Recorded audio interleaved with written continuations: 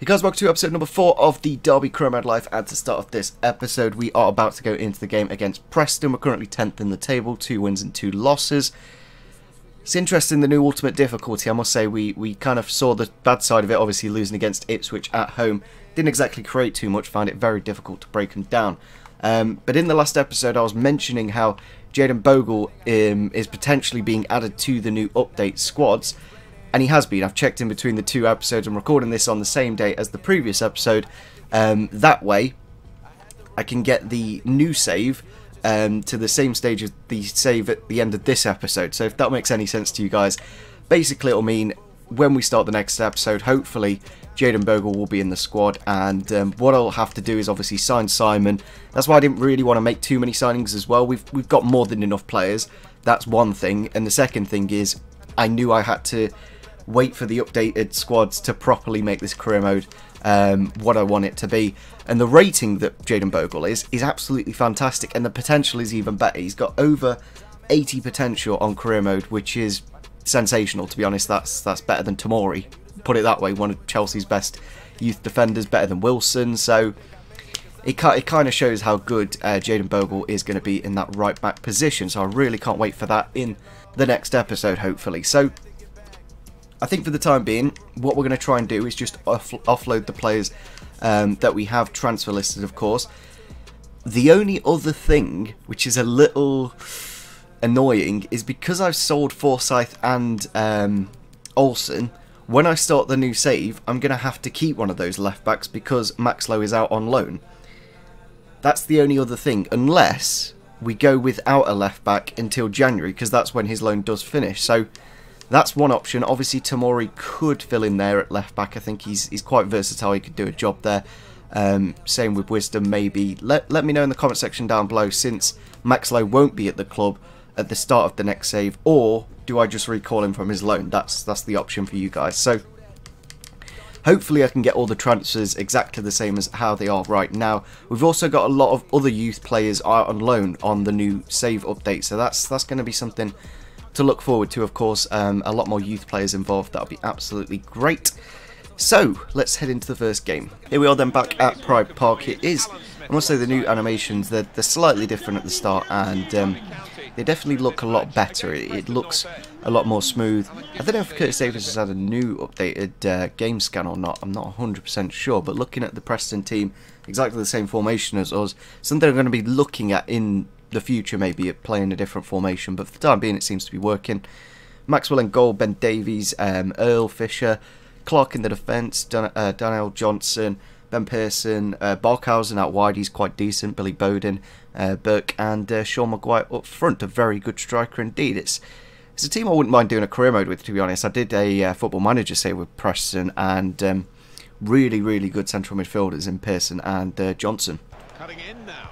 Preston on the edge of the box here. It's gone through, and it's in the back of the net. I think that is Billy Bowden with the opening goal in the game with his left foot on. Obviously cuts in from that right. I must say, on Ultimate they do absolutely spank the ball. When they do hit it, it does fly into the back of the net. It's not like some trickling goal from previous FIFAs. They absolutely smash it. As you can see, a really nice passing play. I don't know what I can really do about that goal personally. I don't know if I can prevent the pass or something, but overall it's a very good Preston goal, and it is 1-0 to them. Josephson with the ball into the box, onto Lawrence, volley into the bottom right hand corner, and that is a really good goal. That is a really nice goal, and I've done the same celebration as I do every single time. Maybe there'll be a little trademark we do throughout the series. I must say, I'm quite surprised. That's why I didn't really commentate the poor cross from Josephson, but Lawrence managed to just about get it with his chest, of course, and then first time volley. Like that is a wonderful goal. There's no way about going about that. 3 goals for him so far. Probably going to be the top goal scorer in the league. That's a great goal. There's no way I can commentate that. I've seen that happen, and I've gone, well, fuck me, ultimate difficulty is going to be a challenge. It's something we haven't had to deal with before in career mode, of course. Mainly what I've done in the past is played Legendary with sliders to make it almost ultimate difficulty, but ultimate difficulty is that next level. Like, again, like, just what can I do against that? Sean Maguire with the goal makes it 3-1, and yeah, we may need to look at potentially going for a new formation. And there we go, full time against Preston. It's a game where I definitely felt the difficulty for sure. Like three goals from a few chances, but as you can see, every shot basically on target went in. Very dominant Preston indeed. Obviously, I said they're a very good team, and they did kind of show it in that game, and probably got what we deserved. Mason Bennett grown to a 67 then. Tom Lawrence and Tamori and Mount, to be fair, very close to growing as well. And obviously over the season the players will get better, and I'll eventually get better at gameplay. Be a good test against Barnsley, of course. We will make a few changes, but in terms of the difficulty, we should be winning against a team like Barnsley, so we'll have to wait and see. Maxlow wants to play the game, so we'll probably end up doing that since Malone is a bit low on fitness. I think I'll bring in Keogh into the defence as well. I think the thing is with the centre-back situation at the minute, I want to give Davies and Tamori a go, because in my head they are the best two. Obviously Tamori not quite as tall, and not quite as centre-back orientated as Keogh. Into the game then against Barnsley. As you can see, we have made multiple changes, bringing in a brand new defence entirely. Anya right back, Simon in goal, Lowe, Pearson, Keogh in the middle, Thorne in the midfield, Bennett on the left, Marriott up front, and we've kept Bryson, Mount and Joseph Soon as they're the few that have impressed me so far, so I need to keep some good players in. Obviously Barnsley only just relegated from the Championship, pretty much on the last day. Alex Mowat, Bradshaw, and did Bradshaw move? I think Bradshaw moved, and Lloyd Isgrove on the right, and Monka. So there's a few decent players in that team. 4-4-2. Like the Millwall game, we should be beating them. Into Jack Marriott, back to Joseph Soon, inside to Thorne, on the edge, pings it into the box to Mount, who has been fouled, and we have won ourselves our first penalty of the career mode. Obviously we did that penalty shootout in the second episode. Was it the third? Third episode. It was literally the last episode. We have got the penalty though, so I'm really glad of that. Obviously that's a new animation. They've definitely not done that before, where they like hold their face and stuff. Not 100% sure who my best penalty taker is on the pitch. 60 on Mount, who apparently wants the penalty. We don't exactly have a penalty taker, so I think he did earn it, so we will give it to Mason Mount. Hopefully can find the back of the net, and does. Very good indeed. We need to get an early goal, and the traditional celebration is brought out, of course, and we do make it 1-0. Good start. Ball goes into the box, it's headed, and it's in the back of the net. One little thing that's a bit strange about that, let me show you on instant replay. Look who's in the wall. But I've not set this up in any way, and the game has decided to put both my centre halves in the wall. There's 16 and 6 there, both Keogh and Pierce, and therefore when this ball goes into the box eventually, there's no real tall players. There's David Nugent, there's Bradley Johnson, there's Akechi Anya. I don't know if I can do anything about that. I don't know if I can choose who's in the wall or not, but a little bit strange that those two are there, and the game is essentially gift them a free header. And there you go, full time against Barnsley. Again, we're going to have to go to penalty shootouts. I must say we should have finished this game in the first half, but we didn't. Mason Mount with multiple chances and just didn't really put them away. Keogh with a decent one, a couple of long shots from Thorne could have potentially gone in, but nevertheless it's penalties again, and I don't 100% sure. I'm not 100% sure whether we will win this or not. It's going to be interesting. Up to take the first penalty. Oh, it's saved. That's not a good start, is it? First penalty, Bradshaw against Simon. Obviously the penalty saver from the last episode has saved again. Let's see if we can get ourselves into the lead with Bradley Johnson this time. And he does tuck it away nicely. That's a good penalty. McGee in this time. I think we'll go same direction, and he's gone to the right. Jack Marriott this time. Up he comes for the penalty. Puts it away. Well, he scored in the shootout. See him. Saves it. Very good save. It was quite a good height for the keeper though. Mason Bennett, can we win this penalty shootout?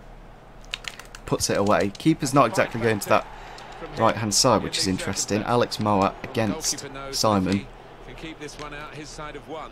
Oh, he's put it on that side. Kechianya this time, player that will be leaving the club eventually. Puts it away, side net in, and he wins us the penalty shootout. I'll try and do a different celebration, and I do exactly, well, it's different, it's still acrobatical, but we have gone through to the next round of the Carabao Cup. I'm kind of hoping we can win it in normal time the next time, but it's kind of good penalty practice, to be honest, since I haven't taken them so far. Literally the one shot that was on target did go in the back of the net, of course. It's interesting that my manager rating's low. I think it's down to league position, if anything. I don't think there's any other objectives I can really do at the minute, to be frankly honest. We can look to do that in the future, the youth development one. I might do that in January. I think that'll be more useful, because I'm not 100% sure what forward or midfielder we need, and I've done that. So yeah, it seems like that domestic reasons are why our manager rating is so low, but nevertheless, through to the next round of the Carabao Cup, and be interested to see who we get in the next round. And there we go, Jacob Butterfield has been sold to Anderlecht for 650,000. Good to get him out of the club, of course, and we have had a bid from Everton. Very interesting. Of course, Tomori is our player, so I will be rejecting offers and blocking offers, since I want to keep him at the club. He's a pretty decent lad. I'd be interested to see what contract he's actually on. Let me have a quick look. So he's got a 2-year contract, which is nice, of course. I might look to extend that throughout the middle of the season or so. Obviously, you'll want a bit more wage in then. But nevertheless, if you look at the other contracts, obviously in the last episode we highlighted there's quite a few expiring, but since most of them are towards the 30 mark, I'm not that bothered. Now, let's see if anyone will buy Cameron Jerome in this final day of the transfer market. Jack Grealish has actually left Aston Villa. I didn't realise that. Obviously, when we played him, I didn't notice he was there, but since it was the Cup, I thought it was that. There we go. Transfer offer for Kechianya. We'll be accepting that straight away. Botafogo in the Brazilian League. 1.8 million. I'm more than happy with that for a player that I don't need. Don't know what I'll do with that money, but we'll wait and see. And a transfer offer for David Nugent. Ooh.